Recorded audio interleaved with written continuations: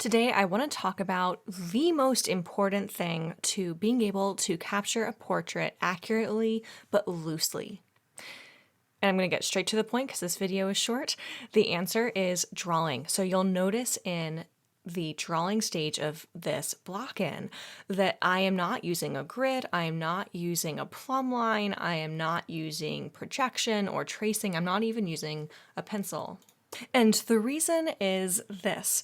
For most of those tools, so starting with a pencil, using a grid, using tracing, using projection, those are really tools that you can use at the very start of a painting, but they aren't tools that you can easily come back to once you're in the middle of it. And this is the stage that I find really matters. If you are really afraid of losing that initial accurate drawing that you put in, you're naturally going to work a bit more tightly. You're not going to be comfortable obliterating that initial drawing, which is something that often has to happen for loose painting. You'll also notice that the way that I go about this drawing is very much based on light and shadow and the simplification of big shapes. So this is something I see quite a bit with painters who really want to paint loosely and are toward the beginning of their journey painting portraits in this way.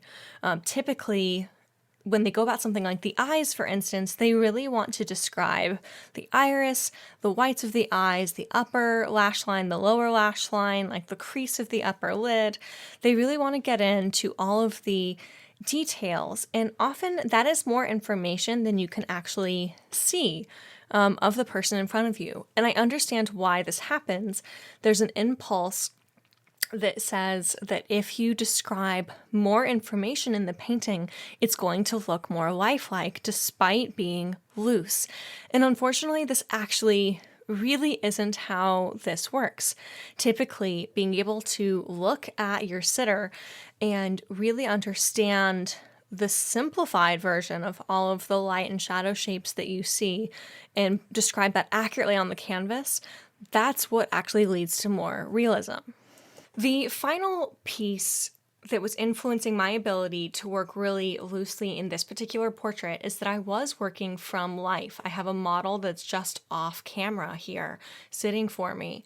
And I think this ties in with both needing to get in a drawing really confidently without using tools like tracing or getting a really detailed pencil drawing first, because that's not something you can easily do if you're working from life. When you're working from life, you have two distinct advantages. One is that you really do have to freehand that drawing. And the second is that because you have binocular vision, looking at that model, you will typically think of the subject in 3D, and that often helps you really get away from the traps of working from photos where you can get overly tight. It's often also easier to squint and back up and take in the impression of your sitter. So that is it. Those are my three really big tips for being able to comfortably work loosely in portraiture. Now, as far as action steps you can take away from this video, I would 100% suggest practicing working on your drawing without a grid, without a pencil drawing, without tracing.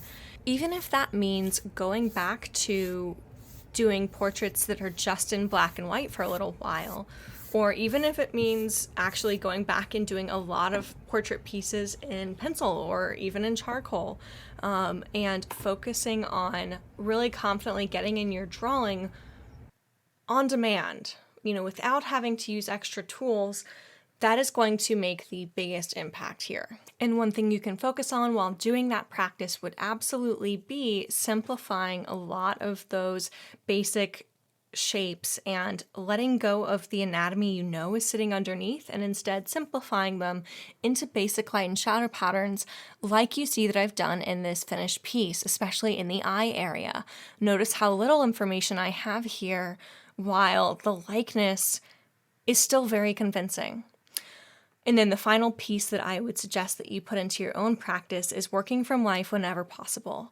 Even if you're just visiting with a friend and you ask if you can do a quick sketch of them while you're catching up, most people can do something like that. You don't have to have a professional model or anything to do that. And that is going to be the third piece that's really going to help you move toward greater looseness. Now, the final piece that I want to say here is that yes, these are just starts, and these are the foundations that underpin loose painting. So you might not see yourself, painting like Richard Schmid the day after you do one of these exercises. But if you are consistently adhering to these exercises, that is going to be the first most important step to being able to paint really loosely. And if you are getting stuck overworking your paintings, I am 99% certain that the solution actually has to do with going back to this step. Hey, this is Chelsea from the future.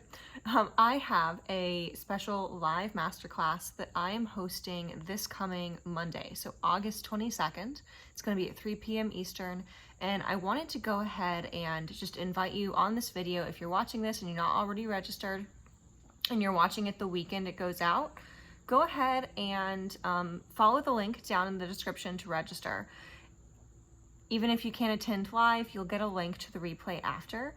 And if you are watching this video weeks in the future and this masterclass has already happened, I'll just update the link to another version of the masterclass that you can watch after the fact.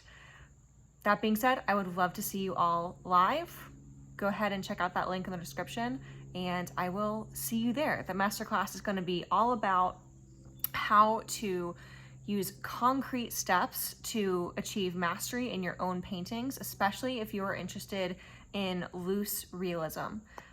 It's going to be going fully in depth. We're going to go over everything you need to know to bridge the gap from where you are to where you want to be.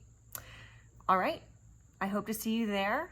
Let me know if you have any issues getting registered, and I will see you all on Monday.